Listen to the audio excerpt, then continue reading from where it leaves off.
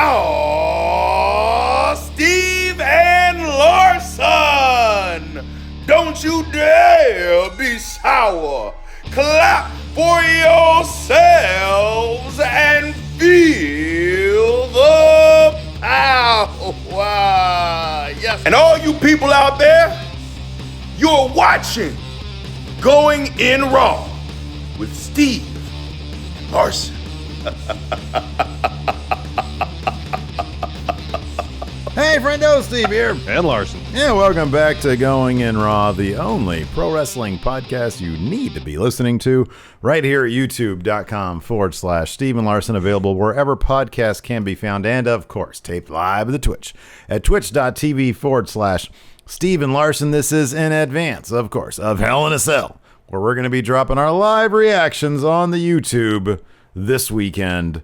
So far, as of the recording, the beginning of the recording of this podcast, there's only been five matches announced.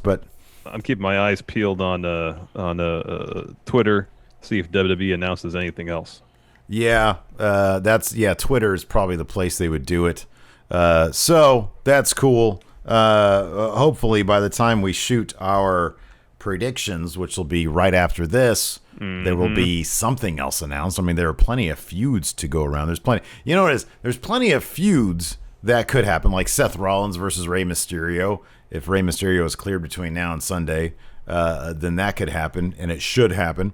But it's probably going to be some weird thrown together thing, like it'll be Andrade versus, I don't know, Braun Strowman or something like that.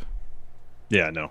Sometimes they do weird stuff like that. Like they could do something with Hurt Business and Retribution. They could do that. Right. Yeah. You know, I mean, there's got, at the very least, there's got to be a kickoff show match. Yeah. So Speaking of Hell in a Cell, I mean, I guess the biggest thing coming out of tonight, of course, well, besides Law and Otis, which honestly was my favorite thing of the night, would have been Roman Reigns, Jey Uso. The consequences of that match have been confirmed.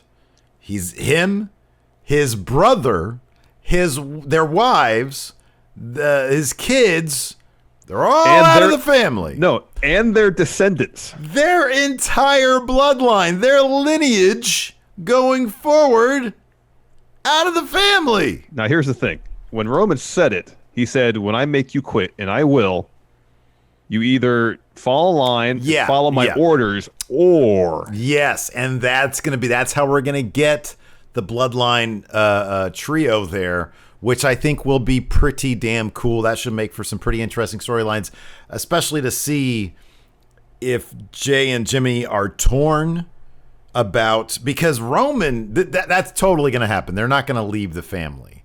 They're going to become this force.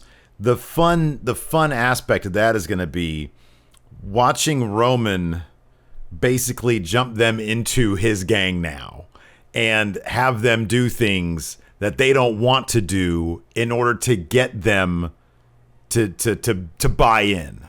But here's the thing too, is once they taste success because of that, like, is it going to be intoxicating for them? You know, are they going to buy into it then? Yeah.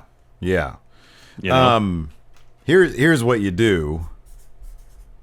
You do this right here. Right here. Right there. Write something. Oh, tag titles, yeah. That right there. You put that on the guys. Yeah. And then you've got this unstoppable force right there. Why'd you write that down? Why didn't you just say it? I don't know. I thought it was more fun to write it down. It's my new gimmick. What if I hadn't said it and the people watch it or listening on the audio and they were like, what did Steve write down? I assumed you were going to say it. Well, because you're like Ron Burgundy now. Am I now? I'm not going to say that. It says yes. Anyways, dude, I'll be honest. I thought SmackDown was a lot of fun. I thought that it kind of even the big litmus test for me now in a post-draft 2020 was, let's see if the Seth Mysterio thing still feels stale, or if they can make it feel fresh. I don't necessarily think that they made it feel fresh, but they gave us a 4-star damn match. Yeah, the match was really good. And then on top of that, yeah, you've got this weird Aaliyah Murphy thing where was he smiling at the Mysterios?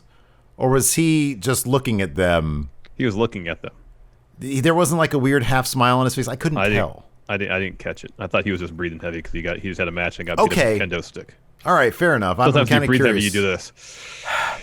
Yeah, but this kind of looked like a weird smile to him. Okay, so I didn't know if he was like, reaching down to like, touch the boots or something like that. I don't know. But, well, there's some, there's a potential there. Anyways, so, I mean, it seems like, though, like, you get this Murphy-Seth match kind of out of the way.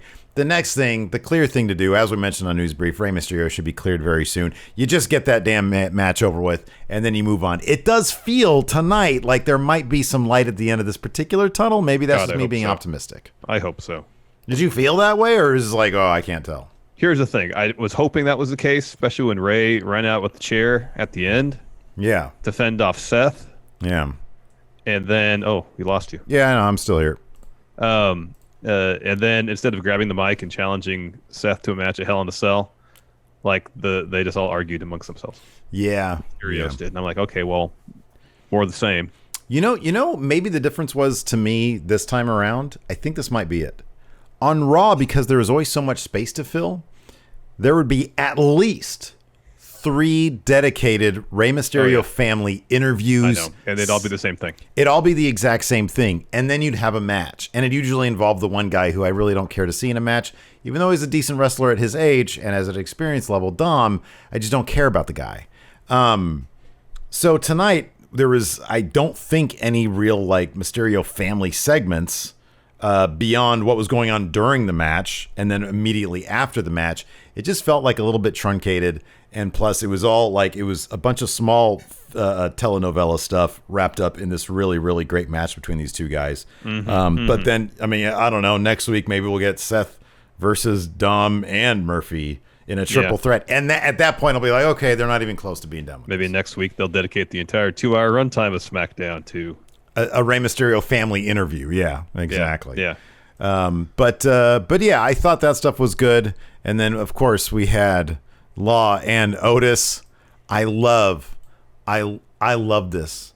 To go into this. This is why I'm happy with this story sort of diving into SmackDown, even though most of the players are on Raw. Yeah. Is that they decided, because I firmly believe when the lawsuit was introduced, they were going to try to play that relatively straight. And now that they got on SmackDown, they did Wrestler's Court. Yeah, which was hokey, stupid, and I was laughing the entire time. I thought it was a lot of fun. And in the end, it was just a goof way to get them to have a match at Hell in a Cell for the contract. I know we're going to do our predictions. Yeah. Give us an early prediction on this, man. Is he going to give up this contract? Look at my magic 8-ball here. Doesn't seem likely. I don't know. I'm going to have like 1 confidence point on this. Yeah. I don't think it's going to be the case. I don't know. Miz having that briefcase would mean a lot more, but right now Miz really isn't booked in a manner that... Here's the thing. If you look at it, okay, who between Miz and Otis is most likely to successfully cash in? Based on legacy, Miz, he's done it before. Yeah. He's the opportunistic heel. Yes. Or he definitely could be. Yeah. Here's the thing, though. Conceivably, would WWE have Miz cash in on Drew McIntyre? No. Oh, hold on a second. That would happen way before anybody would cash in on Roman. It would, but I don't see either of those scenarios happening with a great deal of certainty. And if you're not gonna have the Miz cash in, then what's the point of it? Okay, what's the point of putting the briefcase on somebody other than Otis? Whereas if you keep it on Otis, you still have 6-7 months to try to build them up into something. you still have that option. You still have the opportunity to build a new star using that briefcase, whether he cashes in successfully or not. But if you take that briefcase away from him one way or the other, he looks like an a-hole. He does. Yeah, he looks really bad if you take that briefcase off him. Whereas if he's noble about it, tries to cash in on Roman and gets annihilated, well, he tried. You know? Is it still okay, let me ask you this. We have to go back to this. Where do we stand? Where do you stand? Where do you stand on what makes Otis look better?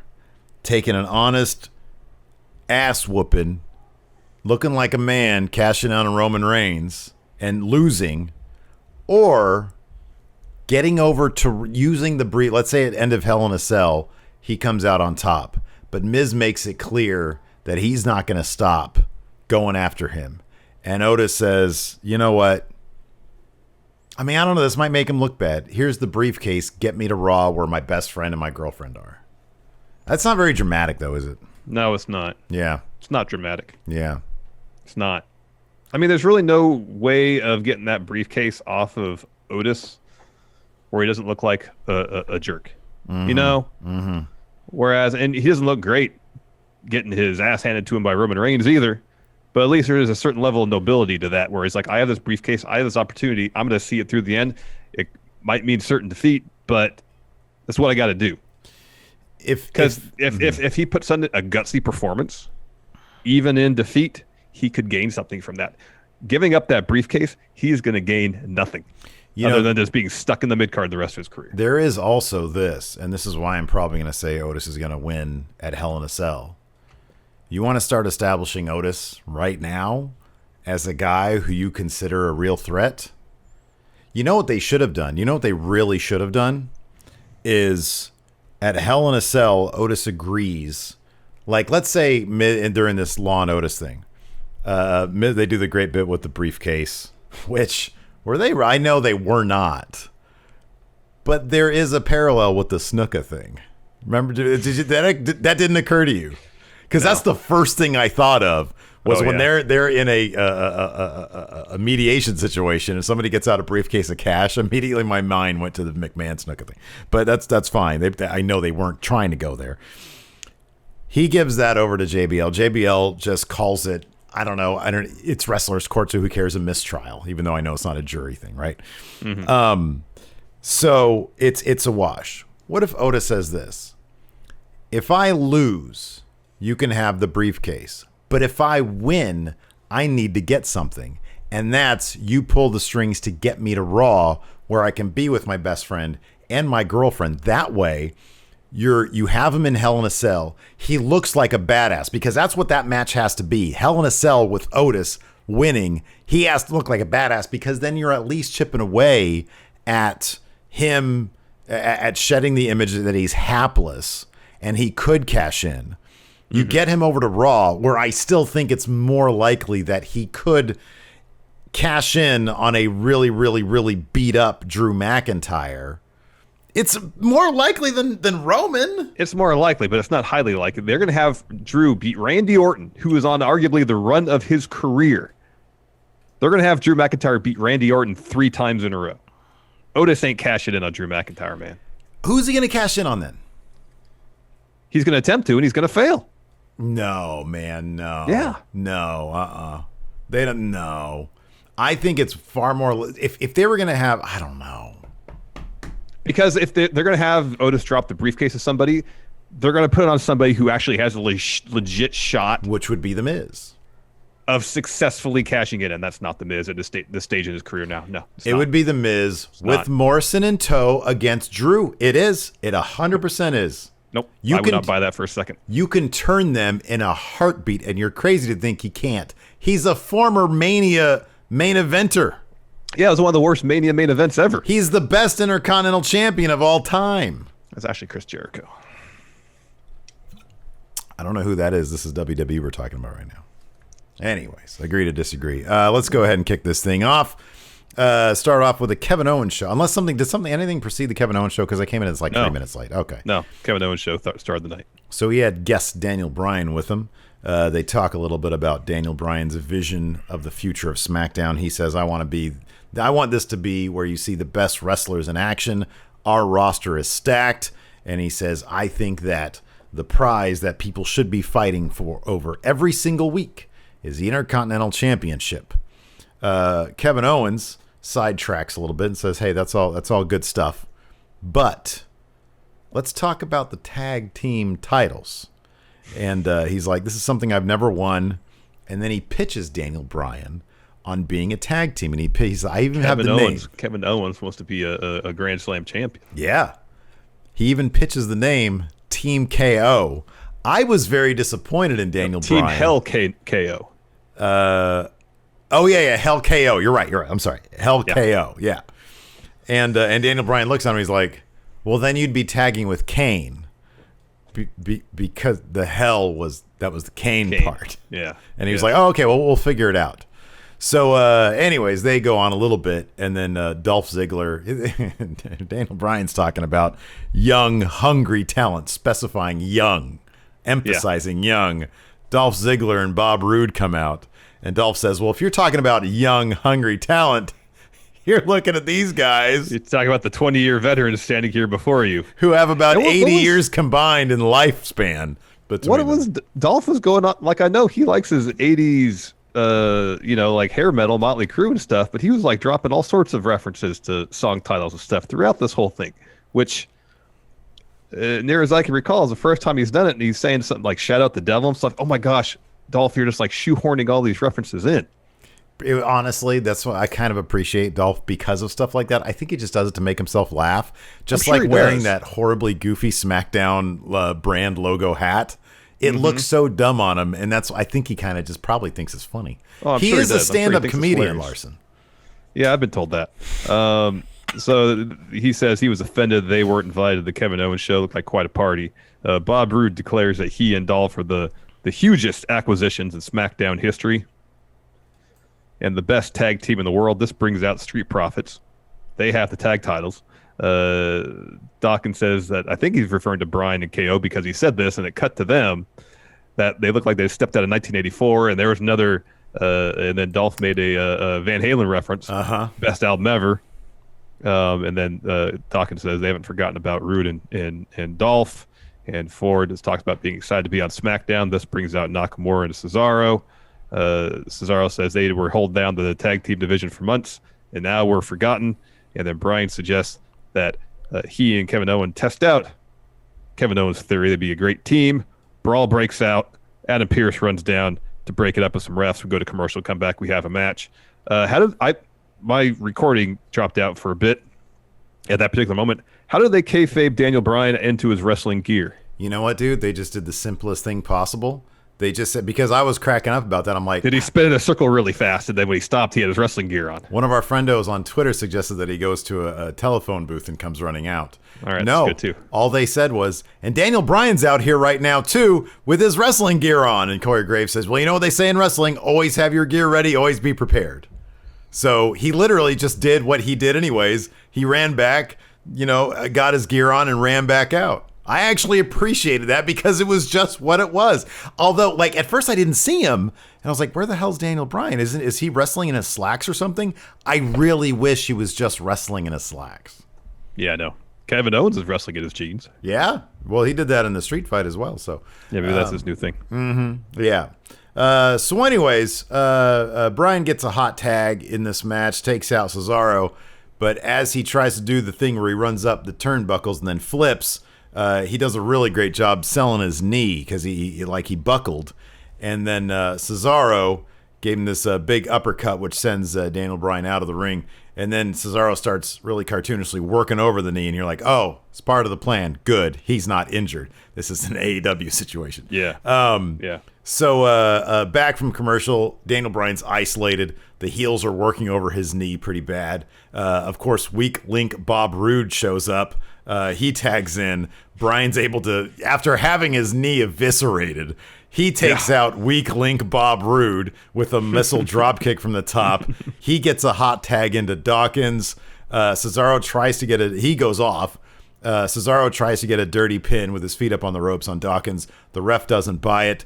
Dawkins then hits a spine buster. KO in the meantime took out everybody on the outside. Bryan hit a knee off the apron too. He did that. Montez Ford gets tagged in. Every time I think this guy can't get any higher. He gets higher and higher. He gets higher and higher. Yeah, like the Jackie Wilson song. Yep. So he hits that for the win. We'll see more of them later. First, though, Law and Otis part 1. So they got the Law and Order stuff with the graphics and the slamming of doors sound effect, but then they roll with the People's Court theme. Yeah, dude. Yeah. You got to be consistent here. Yeah. That's my feeling. You're referencing too many things. So Ron Simmons, he's the bailiff, and then your judge presiding over this case is JBL. Hey, let me ask you something. If this was on USA, if this took place on Raw, doesn't USA, NBC, they own Law and Order? I wonder they don't own it. They broadcast it. That's not the same as owning it. NBC owns it, don't they? Well, I think whoever the production company who produced it owns it. I think Dick Wolf owns it. Oh, really? Is that how it works? It's not like an NBC property? No, because sometimes Fox TV will produce a show, but it'll air on a different network. Oh, yeah, You produce a show, you do the pilot, someone, purchases the broadcast rights, and then it goes to air. I wonder if they would have tried to use the Law and Order, but People's Court is much more iconic. Well, at this point, is it? I don't know, man. Law and Order is an institution. It really is. It's been going TV for like institution. Been on for like 40 years. It's been on forever. It's been on for a long time. So JBL starts out reviewing the lawsuit, what Miz is claiming. Amongst the charges in this civil case include Money in the Bank negligence on the part of Otis. Miz's lawyer is about to start her opening statements. He interrupts her, says, "I got this." He says, "I'm there for the truth. The law is on my side." Otis has victimized the Miz physically and emotionally. It's incumbent on Miz to remove Money in the Bank off Otis and put it in the hands of an honorable superstar such as himself. And then JBL, he says, "Otis, do you have an opening statement?" And Otis says, "Yeah, I think I deserve the Money in the Bank contract because I won it in a ladder match." And he sits back down. And Miz's lawyer turns to him and says, "That's a good argument." And Miz fires her. I think I deserved the contract because I won the contract. Oh, God, that made me laugh. So we that was our first segment. After that, we had Bianca Belair video. And then she had a match with Zelina Vega. How amazing is A, Bianca Belair, and all the amazing, and B, her SmackDown themed gear tonight? She makes all her own stuff too. No, she is amazing. And this match was a lot of fun. It was basically a showcase for her, the athleticism, the charisma, the strength. Dude, this is what we got to do. Get her after Bayley loses the title, right? Get her in a program with Bianca because we see what Bayley can do with other talent. Like we've seen it a million times. We've seen it with just most recently Shayna and Nia Jax. They had some matches, tag team matches that were just spectacular, really fun stuff. Takes advantage of all their strengths and hides any weaknesses they might have. So you get her into a protracted feud with Bayley, away from the title at first. Then you do a tournament to further showcase, because you could build a star out of a tournament. You can build a star using a tournament. Bianca goes through this tournament and then goes on to capture the title. And because you need people to see her adapt to different styles and different characters and stuff like that. But man, the camera charisma, the it's all move set, it's all off great stuff. It's terrific. Yeah, she's fantastic. She picked up the win over Zelina with the KOD. Again, just really a showcase for her abilities. Off the charts, man. Before that match, though, we had a bit backstage. Street Profits, Daniel Bryan, Kevin Owens, they're celebrating their win. Daniel Bryan says, "Yeah, this was rad." Says to the Street Profits, "Fist me." Kevin Owens did a spit take. Yeah. They paused the celebration, like, all right, fine, we'll bump fists. They did it they were like into it. They're like, "Oh, okay, fine, we'll do it." Yeah. So Street Profits leaves. Kevin Owens leaves. Daniel Bryan's like, "Yes, SmackDown is the best." Sami Zayn steps in. Okay, let me stop you there. Kevin Owens very conveniently, he was wearing the Street Profits Dawkins headband. He very conveniently disappears once Sami Zayn shows up. is that going to be a running? I swear that's going to be a running gag because everybody expects them to be together in some capacity. So every week when Sami Zayn shows up, it needs to be right on the tail of Kevin Owens being in the same shot. Yeah, that'd be pretty funny. So Sami walks in and says, I heard you badmouthing me out there saying the Intercontinental title should be defended every week. And, you know what, maybe don't share your vision. You know, I think the Intercontinental title is special, and it's mine, so I dictate how I defend it and how often.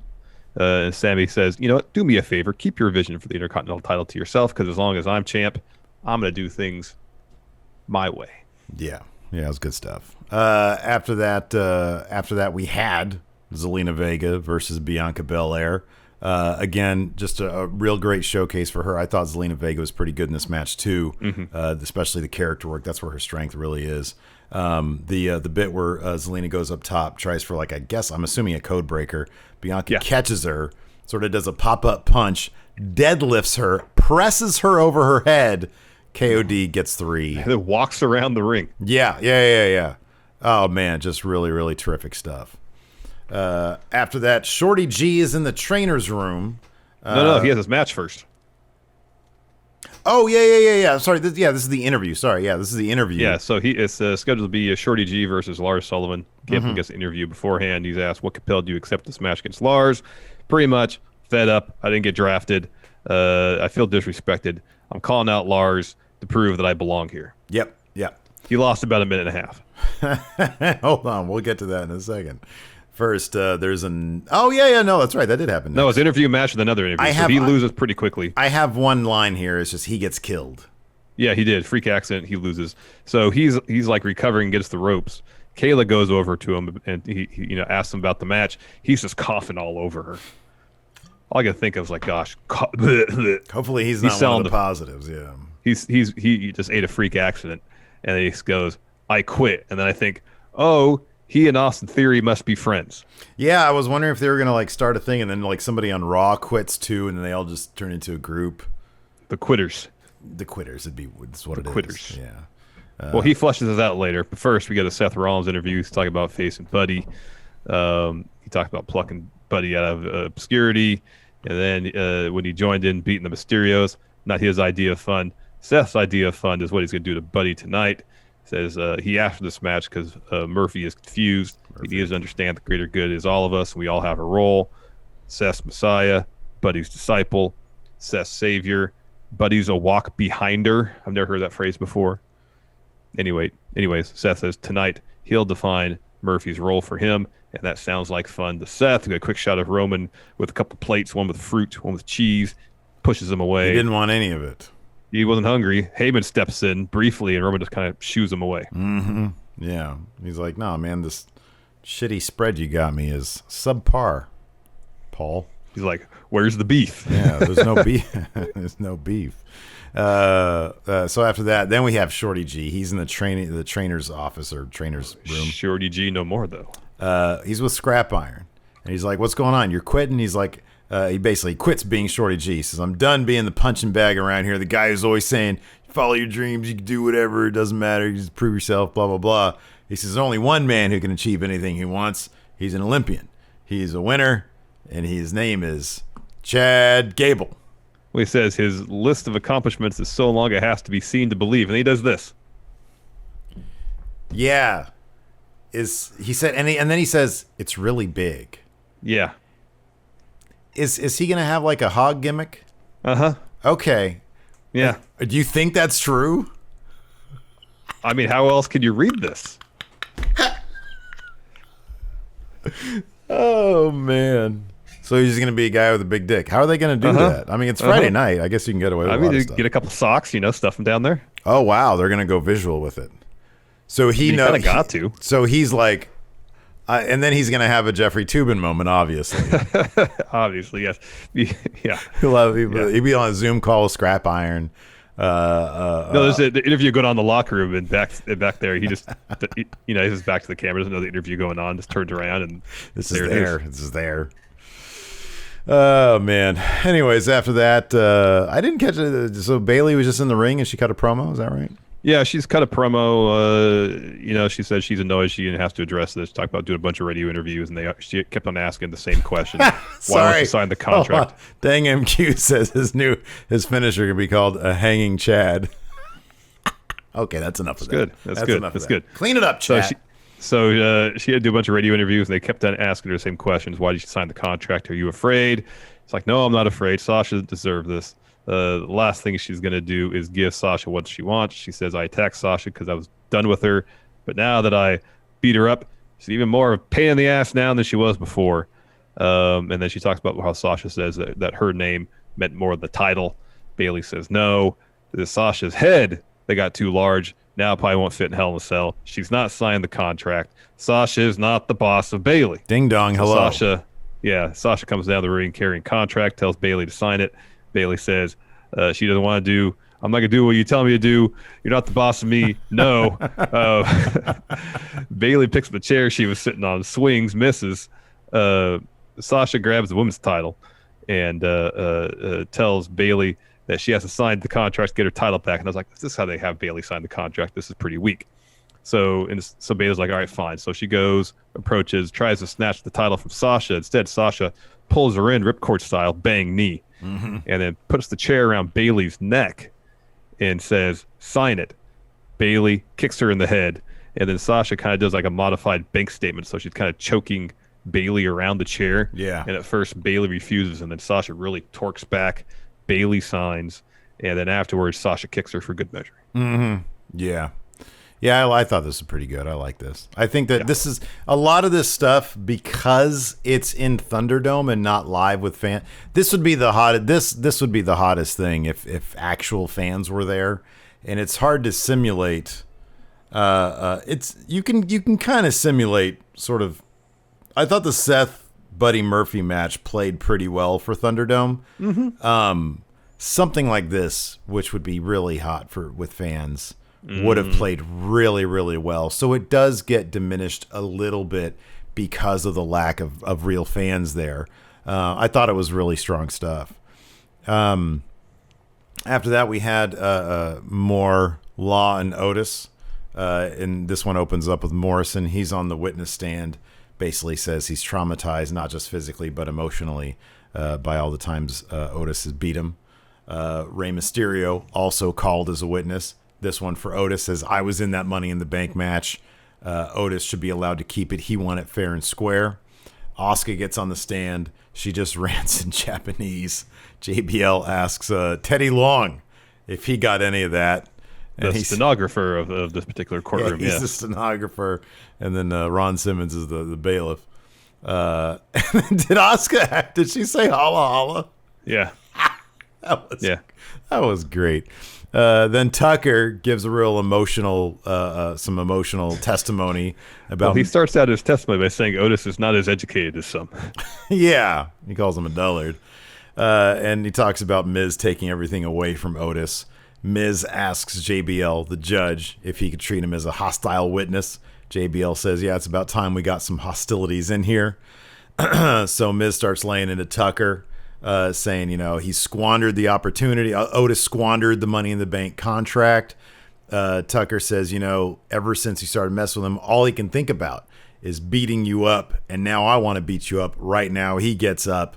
Miz sort of gets back. Things get a little rowdy. JBL says, all right, listen, we're going to take a break. When we reconvene, I'll have my answer. That happened right after the break. JBL comes back. He says, something is missing here, and that's the truth. He says, all the charges that you have against Otis, unsafe working environment, et cetera, that's all the job description for a WWE superstar. If those were crimes, me and Ron Simmons would be in jail for life. He says, as far as neglecting his Money in the Bank cash-in opportunity, he's got a year. He says, so I find in favor of, and right as he's about to bring down the gavel, Miz says, wait, I have evidence, and it's very important that it's admitted. So he gets out a briefcase, hands it over to the bailiff. Ron Simmons gives it to JBL. JBL opens it up, and you don't even see anything in there. You just hear a cha-ching sound. And his face lights up, and he all of a sudden becomes greedy JBL. And all the dignity just flows out of his face. And he says, all right, in light of the new evidence, I decide in favor for Miz. Winner of the match at Hell in a Cell, get the briefcase. I loved it, man. I thought it was really funny stuff. Yeah, it wasn't bad. It wasn't bad. So after that, we get a Seth and Buddy video package, and then we get their match. Buddy's back in his old ring gear, so he's no longer Disciple. Yeah, 100%. that was cool to see. Yeah. Oh, they show him back to his old dubstep theme. I know. I was thinking that too. That's what they should have done. They didn't, though. Anyways, this was a really fun match. Seth continuously telling Buddy, hey, Messiah, Disciple, Messiah, Disciple, Messiah, Disciple. Know your role. Know your role. A lot of really good back and forth. What'd you say? Socko. You sound like the theme of that video game. Know your role, Socko. All right. So at one point, Aaliyah Mysterio is backstage watching this match. Yeah. At one point, Buddy has control. He hits a Meteor off the top rope, and then he starts selling like his shoulders jacked up. Yeah. So I thought it was just kind of an odd move to sell shoulder. You know, I guess you can have an awkward landing on anything. Mm-hmm. But you're saying there was no obvious moment. Like when Daniel Bryan was selling knee, it looked, he does that flip off the top, land on his, like if you step on your instep or something, you can jack up your knee. That's how Seth Rollins blew out his knee. Mm-hmm. There's no like obvious point of contact or anything. But anyways, it's wrestling. You can suspend your disbelief. Mm-hmm. So Seth was going after the arm. Again, a lot of really good back and forth. And the ending sequence where Seth was going for a stomp, misses. Buddy tries to roll him up. Seth kicks out, goes for another stomp, misses. He goes up top. Murphy hits him with the enziguri, puts Seth on his shoulders, but his shoulders bad. Seth escapes, and then he hits the stomp for the win. Seth then gets a kendo stick from under the ring. We go backstage. Aaliyah is pleading with Ray and Dom to help Buddy, and they are said no. So she says, if you won't help him, I will. So she goes out to the ring. Seth's talking all sorts of trash to Buddy. Aaliyah walks up to the ringside area. Seth is like, oh, what are you going to do? And then she looks behind herself, and then there's nobody there. And Seth's like, well, where's your backup? So he starts wailing away on Buddy with that kendo stick. She gets in the ring, kind of covers him up a bit. Seth stops. Then Dom runs out. So Seth leaves for a bit until Dom's occupied with the whole Aaliyah Buddy situation. He comes back in and attacks him. And then Ray runs out to the ring with the chair and some really awesome Volt shoes. Oh, they were great. They were amazing. Yeah. And then Seth flees for real. So Ray checks on Dom and Aaliyah as Buddy comes to, and then Ray and Dom are arguing, and then Aaliyah goes over and helps Buddy up. Ray's a shitty dad and Dom's a shitty brother. Because as soon as she says, screw this, I'm going out there, you follow with her. You go with her to protect her. Because you know where she's going. You know what she's doing. Ray's a shitty dad, Dom's a shitty brother. Anyways. Well, there it is. Yeah, that's what it is. And yeah, I thought I didn't know if Buddy was just breathing hard or if he was smiling. I didn't know it's a smile, but sometimes I don't pay attention to things. Well, no, I was trying to look, and even I was paying really close attention. I couldn't tell. It could very well just be he was breathing hard. Because, part of me still wants us to be, here's the thing. It would be really stupid if it was a ruse. Do you want this to be a long con? Yeah. But like for Seth and Buddy to have such a vicious match where they have to hurt each other and Buddy to eat a stomp, it doesn't make any sense for this then to be a con. That's like WCW 2000 type shit. But yeah, I don't know. We'll see if this will settle itself sooner than later. I hope so. Hope sooner. Mm-hmm. I keep looking on Twitter hoping, Mysterio versus Seth announced for Hell in a Cell. Mm-hmm. Instead, there's nothing. Nothing else has been announced. We're going to see a bunch of matches announced Sunday morning. It's all going to be Sunday morning, exactly. So after that, we have Roman Reigns. He comes to the ring. This is great. This is really good stuff, man. Mm-hmm. So he comes to the ring. He's got a mic, and he's about to go into his bit. And then you see up on the Tron, Jey Uso at the same. Hold on, because I thought it was Jey. At the table that Roman Reigns had been sitting at previously with the tribal spread of food in front of him. Well, there was some fruit and there was some cheese, yes. Yeah, it was a tribal spread. So he's sitting there at the table and he starts talking about it. He's like, man, it's really great to be the tribal chief, isn't it? Oos. Or even cousins with the tribal chief. Look at this. You got some tribal cheese, some tribal beef, some tribal fruit. This is all good stuff. He says, it's great to be the tribal chief or even cousin of the tribal chief, but the problem is you've changed. You've got your head so far up your ass, your tribal ass, you've lost connections with yourself and your family. And then he pulls down the thing and we get some twin magic, at least in the eyes, and says, ask my brother Jey, he's right behind you. Yeah, so Jey, that was good. Great. So Jey attacks Roman from behind. Roman gets posted. Jey gets a chair, swings. Roman kicks it out of his hands. Jey responds with a super kick. He goes up tops, hits the splash, leave. Jimmy comes down, meets him on the ramp. They're celebrating, and I love this. So Roman, he gets up and just does the motion to Heyman. So first Heyman brings the belt, and Roman just shakes his head no. Mm-hmm. Heyman brings the mic. He's terrifying. Oh, he really is. So he asked the Usos if this is all games to them. Says they don't understand, but I do. Roman does. Says if Jey makes me quit, I won't be champ, won't be face of the company, won't be the head of the family, won't be the provider. If Jey can make me quit, I can live with that. But can you, Jey? When Jey, you say I quit, you will fall on, you will take orders, and if you can't, then you're out. Both you and your brother, their families, your kids, their kids, their descendants. They're all out of the family. We'll all turn our backs on you. And so the Hell in a Cell cage lowers. Roman's still in the ring with Heyman. And then when it sits down all the way, Jey walks to ringside and climbs about halfway up and starts shouting at Roman. Know what this reminds me of? Is when there's the bully on the playground, stand in the middle of it, and like there's some kid is climbing up the monkey bars, talking some crap, but he knows he's safe, so he can get away with it. Yeah. Yeah. I thought this was so well done. Oh, it was so good. I mean, the math is terrible for Jey because he literally stood taller than Roman on the cage or on the side of the cage. Dude, I was really into this. I'm looking forward to this match. I'm looking forward to Hell in a Cell because there's a ton of great stories going into it. SmackDown's my new number one, man. I mean, it's been that way, I think, for a little while now. But like everything about it tonight, I was really into it more so than any of the other wrestling that I saw on TV this week. I thought it was really good stuff. Dummy that I am, I forgot to post a Patreon question thread. We got plenty here in Twitch chat. We can do that for now. Z George, did y'all see Daniel Bryan announce he's on his final run of Talking Smack tonight? Yeah, someone mentioned that in chat. Not a huge surprise, but I hope it's a great, illustrious, decorated final run for Daniel Bryan because I just picked them up in our draft. I think that Daniel Bryan has done such a great job of, look, I would not expect, I didn't expect him to have a full-time schedule when he came back. I would be shocked if he wasn't at every WrestleMania, probably most SummerSlams. If we get Brock Lesnar levels, or up until last year, Brock Lesnar levels of Daniel Bryan, I'll be totally happy. It'll be a treat when he comes back. Yep. As a fan of the person, I'll know that he's safe and healthy, and he's doing what he wants to do. He's raising his family.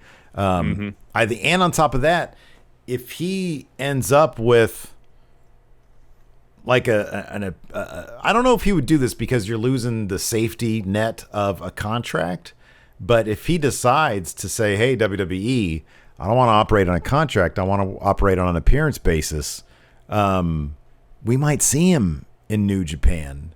I don't know if we'd see him in AEW, but there's always the possibility. Things happen. Things happen. You know, if it's something that he wants to do, if he wants to go and be in the G1, which I don't know if he'd want to, it's a really demanding thing. It is. That's a long time. You know, it's like a month and a half away from his family too. And the matches are so brutal. Yeah. You know, the possibilities for Daniel Bryan or whatever he wants to do, the sky is his limit. So I think we'll see plenty more Daniel Bryan. No one has more fun. Yeah. Wrestling than Daniel Bryan does. Yeah. Nobody. Yeah.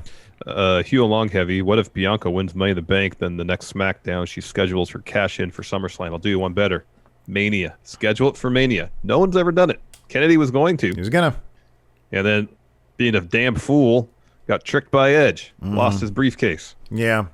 I think that, the thing about that is that, with Vince, I don't know how likely it is anybody, at least right after Money in the Bank, would say, hey, I'm scheduling this for 8 months or 10 months from now. It would be a really fun long game if somebody wins it and they continually tease it up until, let's say, Survivor Series, because then you're only looking at 5 months of teasing it. And then at Survivor Series, then you declare, I'm not a fool. I'm going to be in the main event of WrestleMania.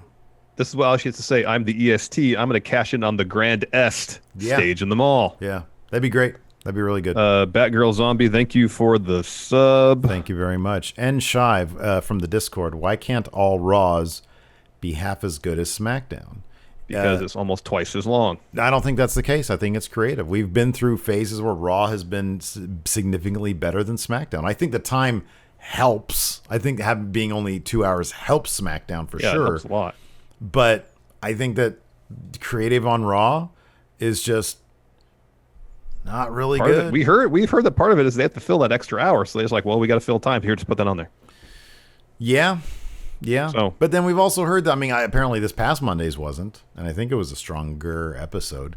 All the times we've heard that Vince comes in, rips up the script at 3 and rewrites it. I don't know. It's just somebody's not leading creative sufficiently there. Or hey, D, if you guys were Roman Reigns, what would you demand to be in your personal locker room?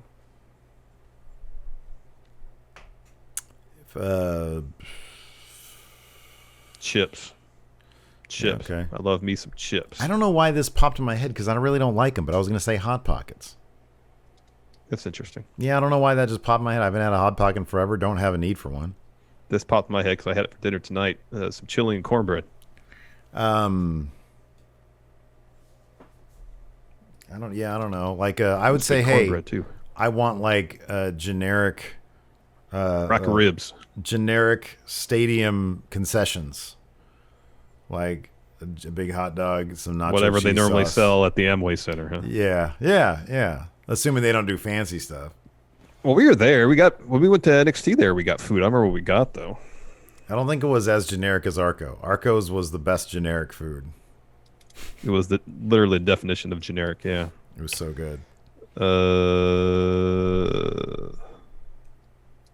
Mike Lucas, what if Austin Theory quitting NXT is really him re-debuting and realigning himself with Seth?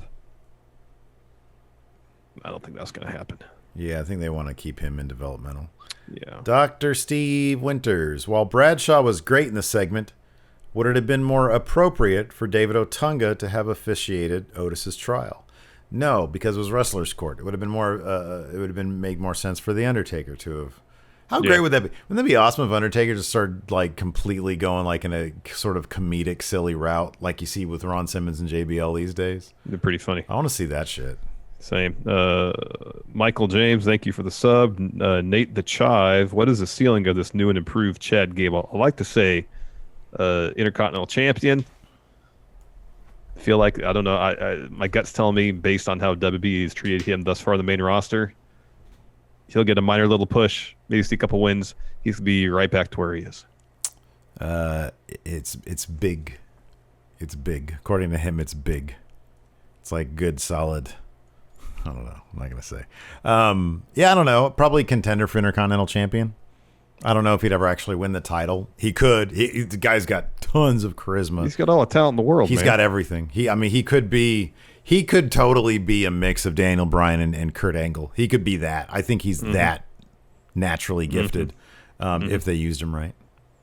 Which they haven't been. Dang him, Q. Kairi Sane will be doing Japanese commentary for Hell in a Cell. I saw that. That's cool. Oh, that's great. That's awesome. Didn't know that. Oscar asks, why haven't they used Carmella at all after doing all those vignettes?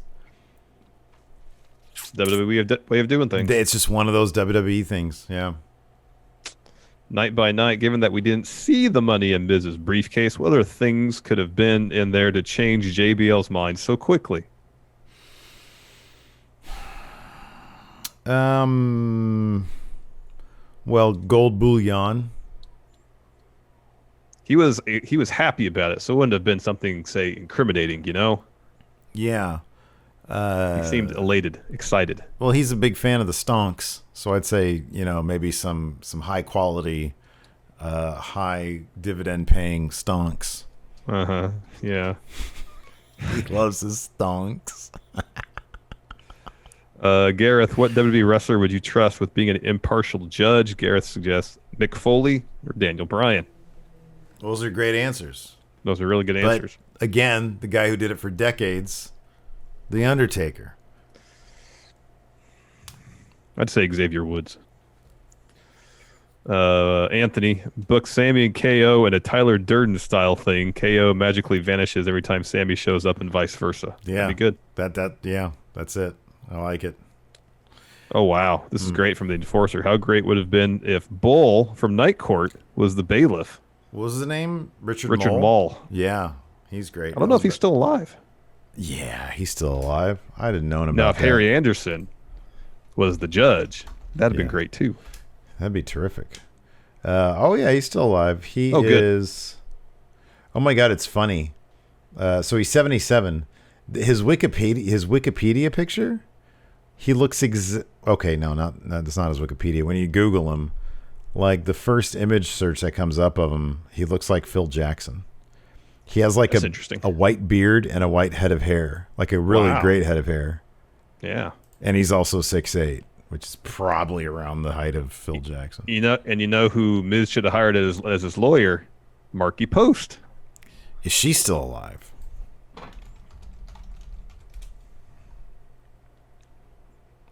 All these people are still... Oh, she's 69 years old. All these people are still alive. Why have they not done a Night Court reunion? You would think... Is Harry Anderson still alive? Did he? No, he didn't die. There's Lara Kett. Harry Anderson passed away, right? Died 2 years ago. I remember hearing that he passed away. Oh my gosh. He had a stroke. Oh no. Wow. That is gut-wrenching. So Mac's still alive. Everybody but the one guy that, you know, kind of needs to be there.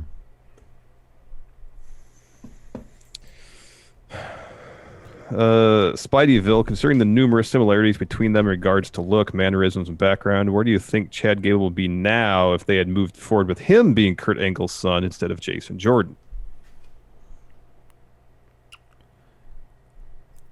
I think it's fair to say that there is the possibility he could have been further along. I think that's possible. I mean, Jason Jordan ended up getting injured. We don't know how far he could have gotten had he not had the neck injury. Mm-hmm. If Chad Gable stayed healthy, yeah, look, man, Jason Jordan he was coming along.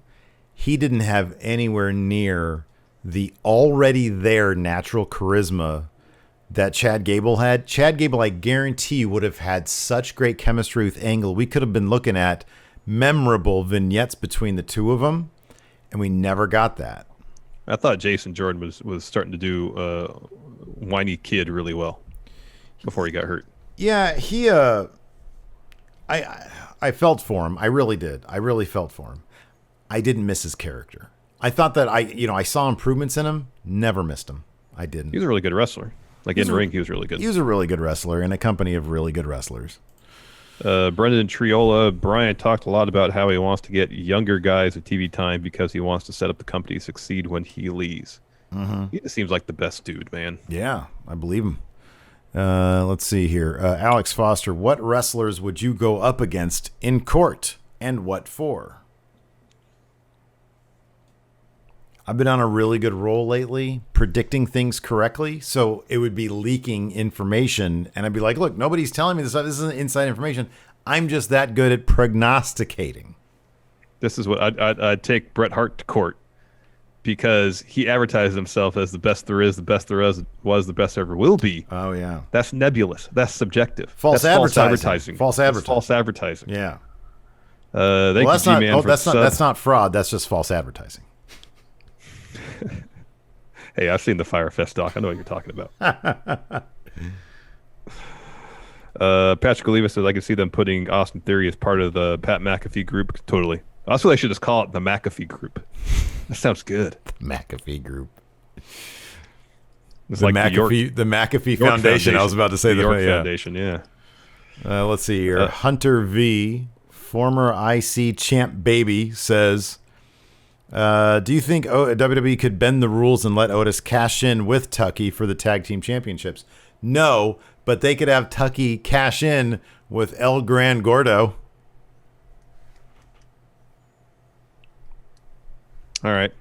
White Brownie, we can end this one. This one looks into the future. Okay. 5 months from now is WrestleMania. Who are the champions going in? Roman for sure. Asuka. It'll be Asuka Charlotte at Mania, assuming Charlotte's ready to come back. Yeah, maybe probably Asuka. Maybe Drew.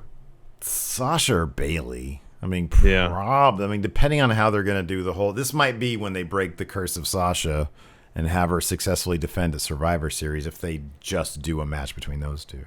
I mean, if you go by the math tonight, Bayley's winning at Hell in a Cell.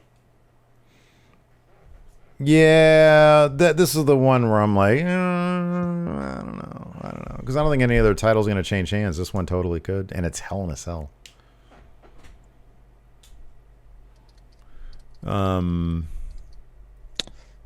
U.S. title. I'd like to see Mustafa Ali have that U.S. championship. Have him beat Bob Lashley for it. That'd be good. Intercontinental title. Let Daniel Bryan have the Intercontinental title. He really prizes that belt. He wants to make that seem important. I would say by WrestleMania, we're finally going to have Sami versus Kevin Owens. So I'm going to say Kevin Owens will either walk in or Sami's going to walk in. Okay. Is that all the major ones? Tag titles.